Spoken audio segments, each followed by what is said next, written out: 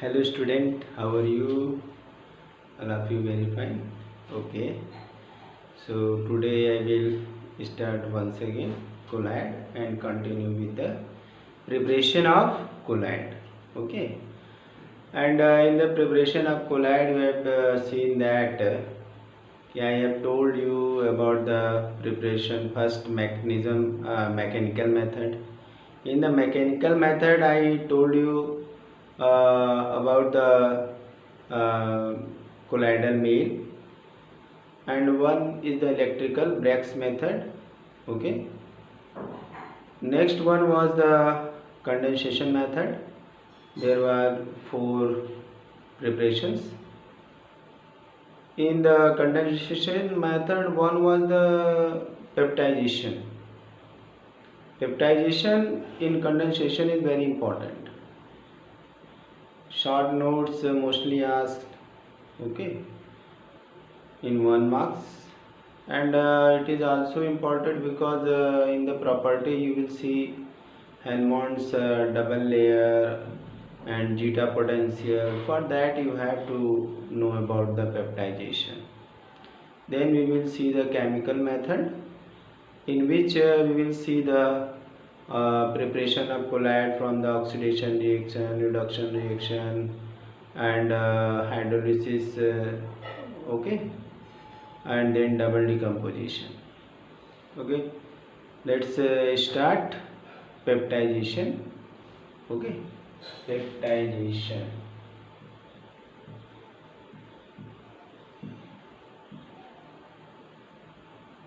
Peptidization.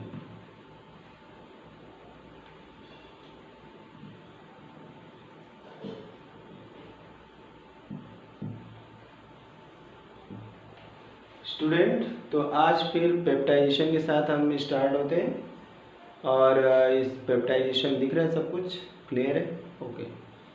Peptization में हम लोग देखेंगे कि किस तरह से पेप्टाइजेशन होता है।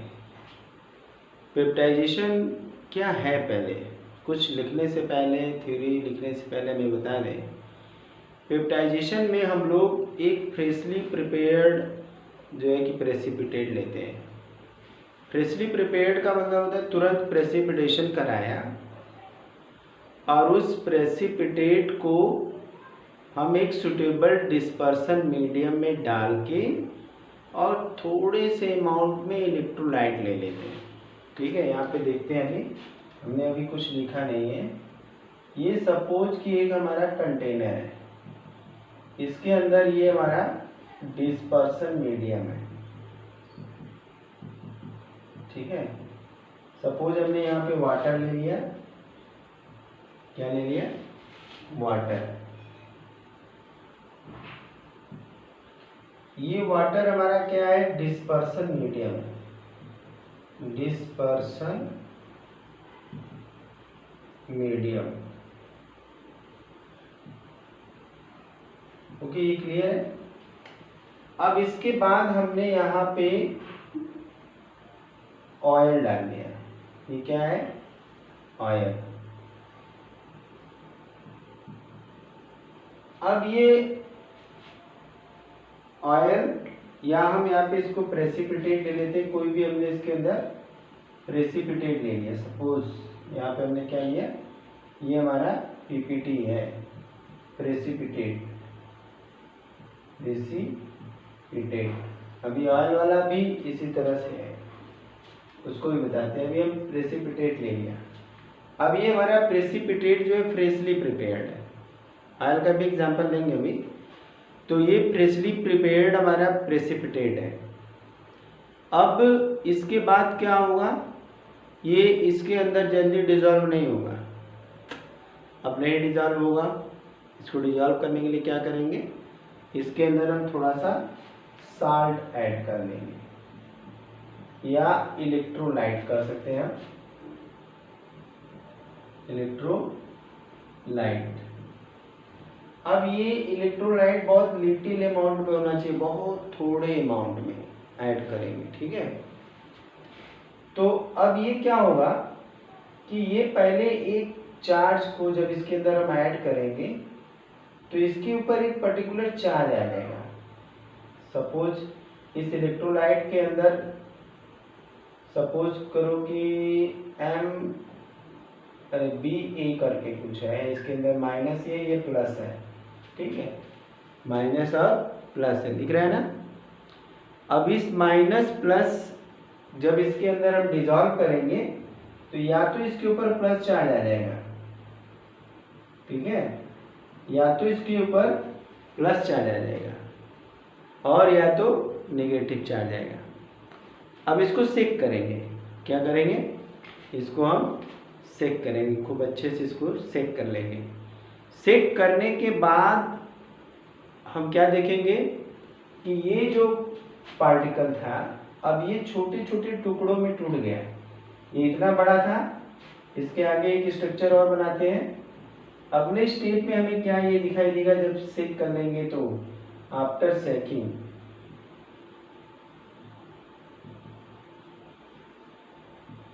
ठीक है, आफ्टर सेकिंग हमें क्या मिलेगा, यहाँ पे हम देखेंगे कि ये हमारा सोल्यूशन डिस्पर्सन मीडियम है, ठीक है। इस डिस्पर्सन मीडियम में ये छोटे छोटे टुकड़े में टूट गया, कोलाइडल रेंज में आ गए। कैसे में आ गया, कोलाइडल रेंज में। अब इसके ऊपर जो है कि पॉजिटिव या नेगेटिव लेयर आ गई, ये, ठीक है। इन सब के ऊपर सपोज अब ये डिपेंड करता है कि हमारा जो है कि प्रेसिपिटेट हमने किस चीज का बनाया है, वैसा चार्ज इसके ऊपर आएगा। अब जो चार्ज एब्जॉर्ब कर लेगा पहले, तो ये इसकी एक परमानेंट लेयर है। ये क्या है, ये परमानेंट लेयर है। अब ये हो गया हमारा, ये बन गया, यहाँ पे सबके चारों तरफ चार्ज आ जाएंगे, सबके चारों तरफ क्या आएंगे, चार्ज आ जाएंगे। गुड, इस तरह से सबके चारों तरफ चार्ज आ गया। अब ये जल्दी आपस में मिलेंगे नहीं, इसी के ऊपर यहाँ पे बताया ना प्लस और माइनस, देखो लिखा हुआ है प्लस और माइनस, ठीक है, क्लियर है ये। अब ये प्लस माइनस चार्ज है तो इसके ऊपर क्या होगा कि एक माइनस चार्ज इस तरह से आएगा। हम दिखाते हैं यहाँ पे, जैसे कि इसके ऊपर है प्लस चार्ज, ठीक है, प्लस चार्ज, घबराने की जरूरत नहीं है, ये और एक बार क्लियर करेंगे। तो इसके ऊपर एक इक्वल नेगेटिव चार्ज आ जाएगा। अब ये पूरी तरह से न्यूट्रल हो गया, पूरी तरह से न्यूट्रल भी हो गया, डबल लेयर प्रोटेक्टेड हो गया। एक तो प्लस चार्ज जो उसने एब्जॉर्ब किया था और एक उसके ऊपर नेगेटिव चार्ज आ गया, क्या आ गया, नेगेटिव चार्ज आ गया जो उसको न्यूट्रल कर दिया।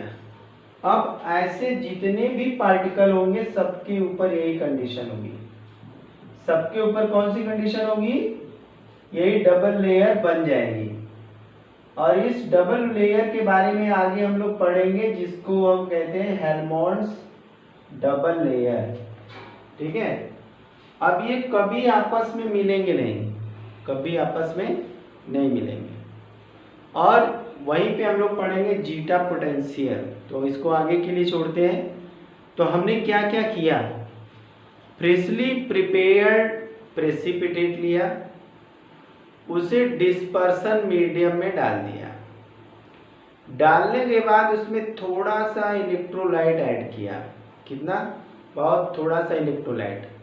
और इलेक्ट्रोलाइट डालने के बाद क्या करेंगे, फिर सेक करेंगे, उसको अच्छे से सेक करेंगे। तो ये जो बड़ा सा पार्टिकल है वो छोटे छोटे पार्टिकल में टूट जाएगा, वो छोटे छोटे छोटे छोटे पार्टिकल में टूटेगा। और जो छोटे छोटे पार्टिकल बनेंगे उनके चारों तरफ एक पर्टिकुलर चार्ज आ जाएगा। अब वो डिपेंड करता है कि हमारा प्रेसिपिटेट का नेचर क्या है, उस हिसाब से प्रेफरेंशियल एडजॉर्प्शन करेगा, एडजॉर्ब कर लेगा। और एडजॉर्ब करने के बाद वो जो है क्या करेगा, उसके ऊपर एक दूसरी लेयर भी आ जाएगी, क्योंकि हमने इलेक्ट्रोलाइट के अंदर देखा क्या था, दो चार्ज थे, प्लस और माइनस। अगर प्लस एडजॉर्ब हो चुका है सरफेस पे तो अब उसके ऊपर नेगेटिव चार्ज आएगा।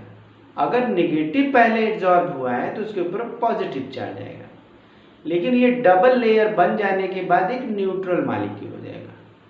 इस डबल लेयर को हम कहते हैं हेल्महोल्ट्ज इलेक्ट्रिकल डबल लेयर कहते हैं। और इन डबल लेयर के बीच में जो पोटेंशियल डेवलप करता है उसको हम जीटा पोटेंशियल कहते हैं। तो फिलहाल अभी हम लोग उस चीज़ को आगे पढ़ेंगे, हेल्महोल्ट्ज डबल लेयर और जीटा पोटेंशियल। पहले यहाँ पे जानते हैं कि क्या हुआ।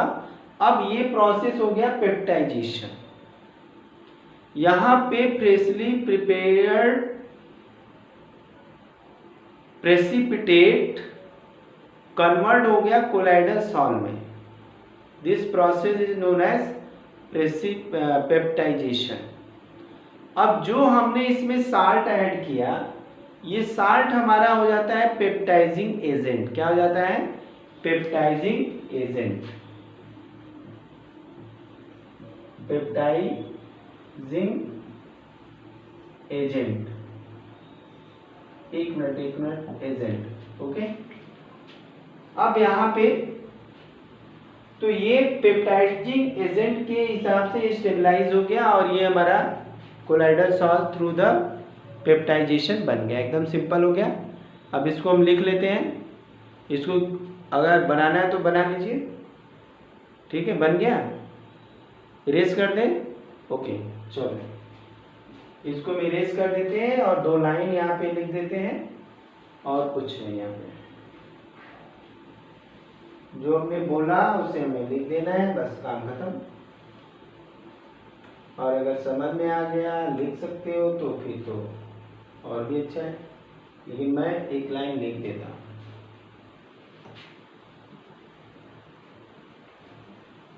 थोड़ा इसे अच्छे से इरेज कर दें। बहुत डिफिकल्ट नहीं है, बहुत आसान है।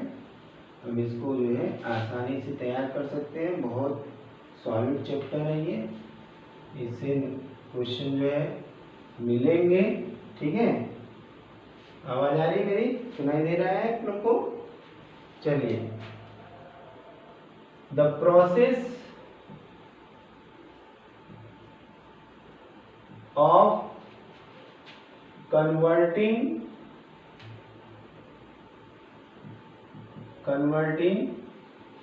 freshly prepared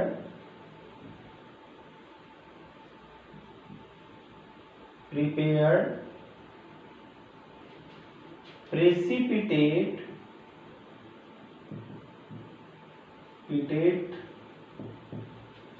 into colloidal salt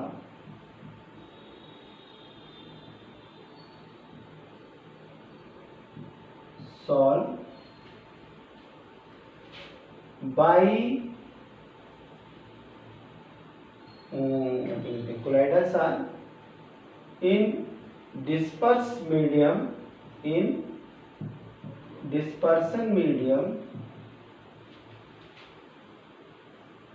dispersion दिख रहा है ना? Medium in presence of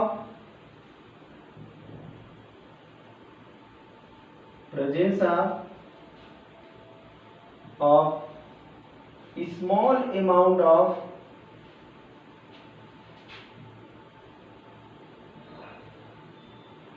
of electrolyte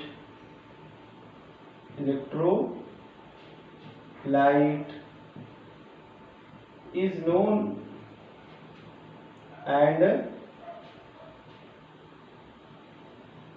and sacking is known as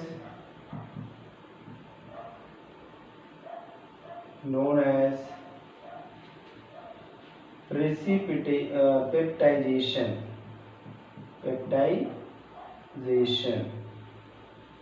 SATION, कहीं कहीं पे जेड भी रहता है तो कोई दिक्कत नहीं, पेप्टाइजेशन। ओके, और electrolyte in this colloidal salt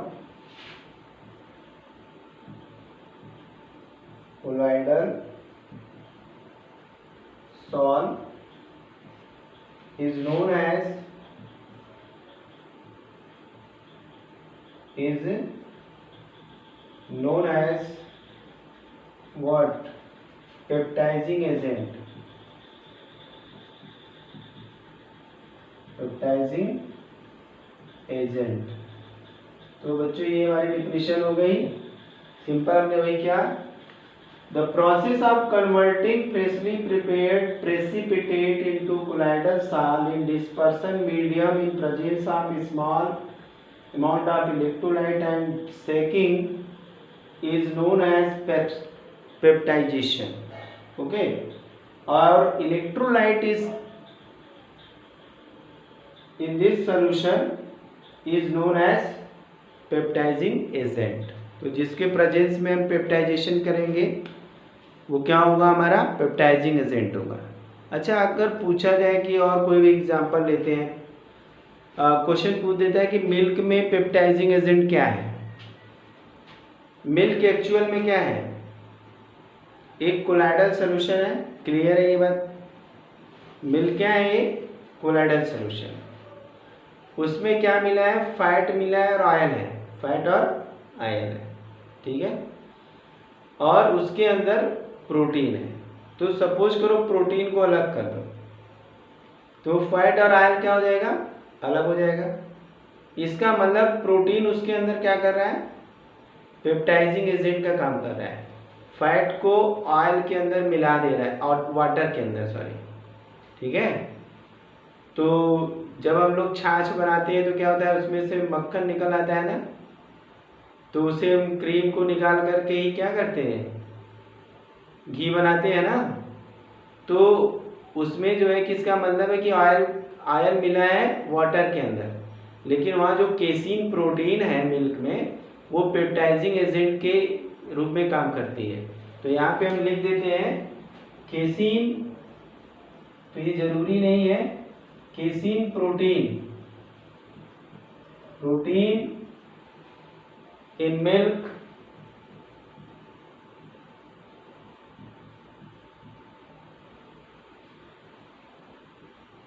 is peptizing agent,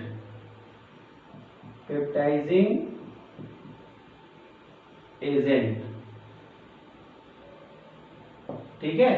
ठीक है बच्चों, मिल्क में केसीन प्रोटीन जो होती है वो क्या होती है, पेप्टाइजिंग एजेंट होती है। तो हम लोग पेप्टाइजेशन देख लिए अच्छे से।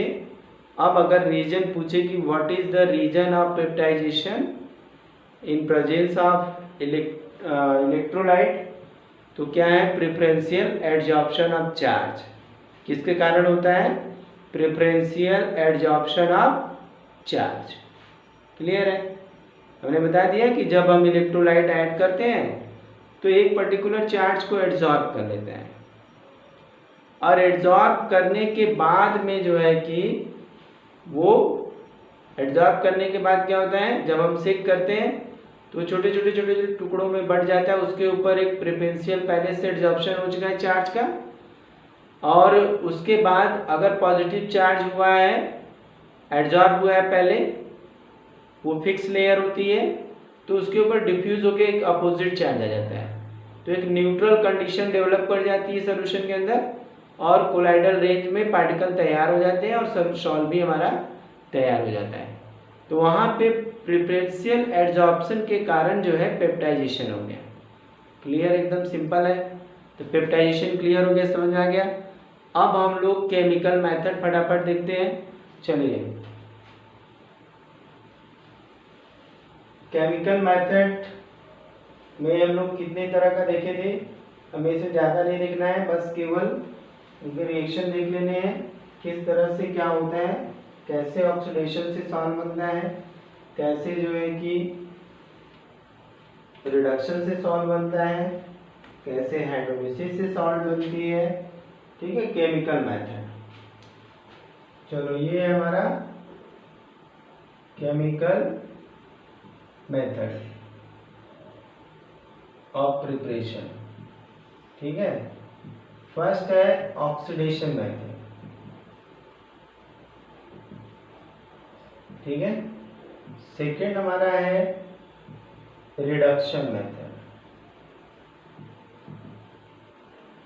ओके, और थर्ड हमारा है हाइड्रोलिसिस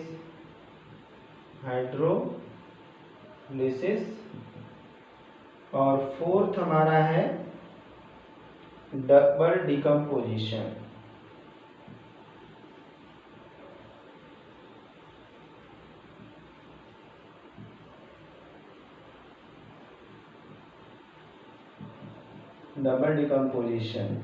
ठीक है। अब ऑक्सीडेशन मेथड, ये चार हमारे पास मेथड है। ऑक्सीडेशन मेथड में क्या होता है, पहला हम लेते हैं यहाँ पे ये 2H2S है, अब प्लस यहाँ पे SO2 है, ठीक है। तो यहाँ पे क्या होगा, सल्फर का सॉल्ट बन जाएगा, सल्फर सॉल्ट बन जाएगा और प्लस यहाँ पे 2H2O बन जाएगा। ये हमारा हो गया कोलाइडल सॉल्यूशन बन के तैयार हो गया। एक हो गया ऑक्सीडेशन से। यहाँ पे ऑक्सीडेशन कैसे हुआ, यहाँ पे सल्फर का ऑक्सीडेशन नंबर इसमें देखोगे, जिसको हम कन्वर्ट करें उसमें -2 है, और यहाँ सल्फर का ऑक्सीडेशन नंबर क्या है, 0, ठीक है। यहाँ पे हम 3 लिखेंगे, बैलेंस इक्वेशन 3, ठीक है। यहाँ पे कितना हो गया, 0 हो गया। तो ऑक्सीडेशन मेथड समझ में आया, ठीक है। अब चलिए रिडक्शन मेथड में क्या होगा, जिसे हमें कन्वर्ट करना हो क्या होगा, रिड्यूस हो जाएगा। अब इस रिडक्शन मेथड में हम जो है कि 2AuCl3, ध्यान देना, और यहाँ पे 3SCHO लेते हैं। फॉर्मल्डिहाइड है, ये क्या है, फॉर्मल्डिहाइड। अब प्लस यहाँ पे हम 3H2O ले लेते हैं, ठीक। अब यहाँ पे हमारा क्या होता है, गोल्ड क्लोराइड था ये, ठीक है, दिख रहा है नहीं, ओके। हम इसको थोड़ा नीचे लिख देते हैं, यहाँ पे लिख देते हैं, अच्छा है।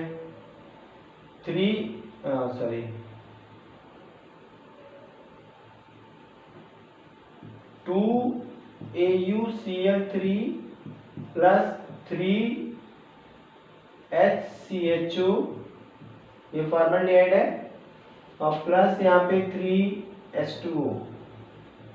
अभी में क्या देगा, यहाँ पे 2Au हमें मिलेगा,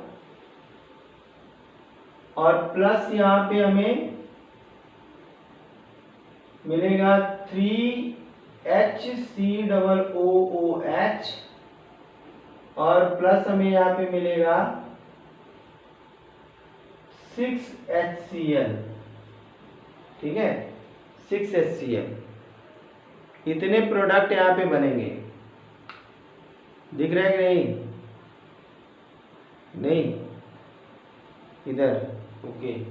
तो हम इसको थोड़ा और अंदर लिख लेते हैं, अगर इतना क्लियर है हमारे वीडियो में। चलिए रिएक्शन फिर से लिख लेते हैं, यहाँ पे 2AuCl3 प्लस 3SCHO, ओके, और यहाँ पे हमारे पास 3H2O।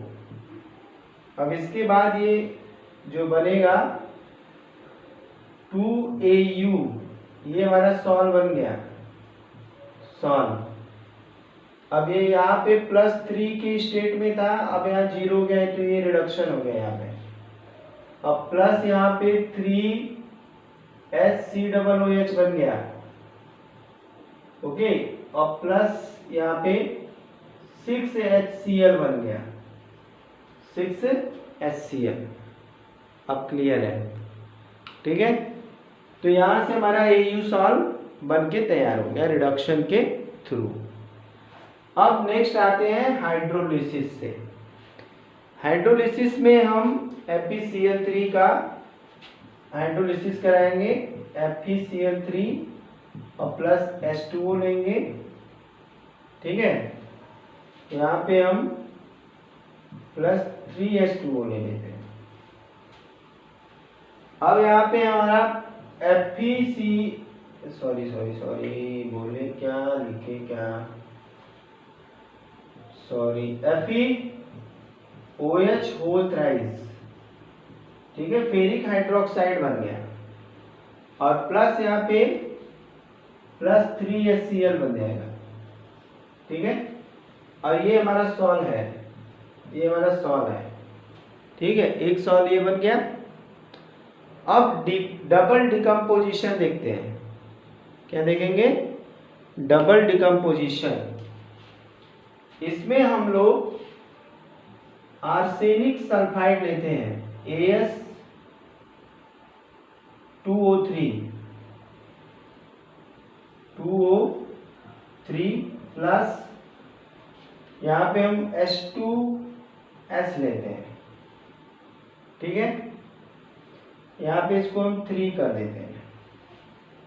अब ये हमारा प्रोडक्ट बन जाएगा, एक्सचेंज होगा, ऑक्सीजन निकल के इधर आ जाएगा, सल्फर निकल के इधर आ जाएगा, केवल एक्सचेंज होगा, डबल डिकम्पोजिशन इसलिए इसको बोला गया है। तो यहाँ पे बन जाएगा हमारा AS2S3, ये समझा रहे, ये S है, S थोड़ा स्टाइलो में बन गया, ठीक है। और इसके बाद प्लस बन जाएगा, यहाँ पे एक्सचेंज हो गया है, तो 3H2O केवल एक्सचेंज हुआ है, तो ये डबल डिकम्पोजिशन हो गया, H2S का डिकम्पोजिशन होके H2O बन गया, और आर्सेनियस ऑक्साइड को आर्सेनियस सल्फाइड, ये सॉल बन गया, ये हो गया हमारा सॉल। अब इतने मेथड से हमने देख लिया ऑक्सीडेशन।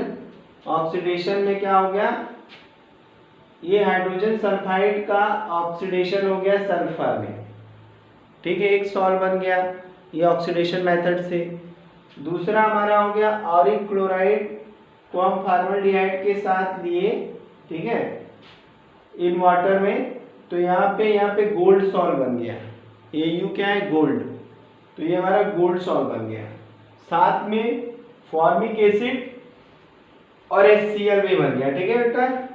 अब यहाँ पे हाइड्रोलिसिस हमने किया, तो हाइड्रोलिसिस करने पर FeCl3 बन रहा है।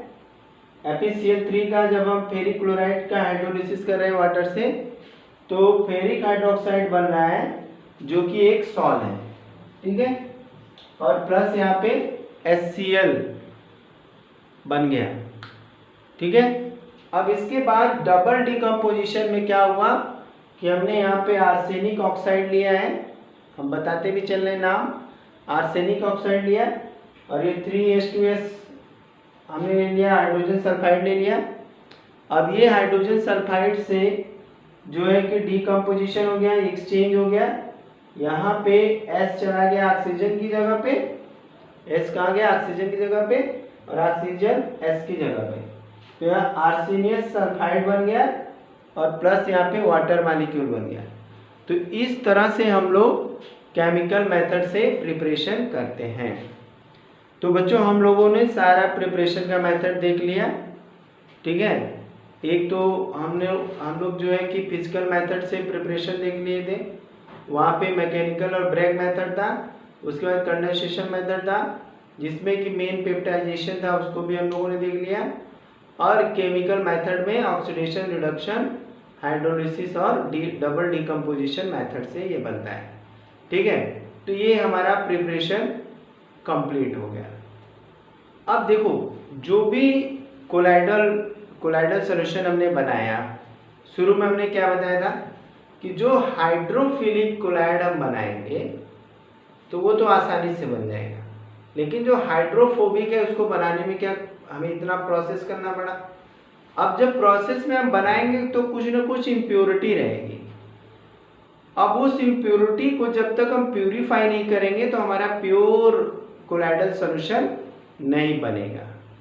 तो अब इसमें हम इसको प्योर कोलाइडल सॉल्यूशन बनाने के लिए क्या करेंगे, प्यूरिफिकेशन पढ़ेंगे।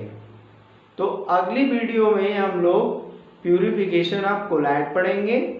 उस प्यूरिफिकेशन के 3 मेथड पढ़ेंगे। एक तो डायलिसिस, इलेक्ट्रोडायलिसिस एंड अल्ट्राफिल्ट्रेशन। पहला क्या है, इसको आप लोग पढ़ेंगे। पहला है कि डायलिसिस, इलेक्ट्रोडायलिसिस, सेकेंड हो गया इलेक्ट्रोडायलिसिस और थर्ड हो गया अल्ट्राफिल्ट्रेशन। तो इसको आप लोग पढ़ के आएंगे, फिर उसके बाद हम उनको डिटेल में देखेंगे। तो कल फिर मिलते हैं हम लोग प्यूरिफिकेशन टॉपिक के साथ। गुड डे बेटा।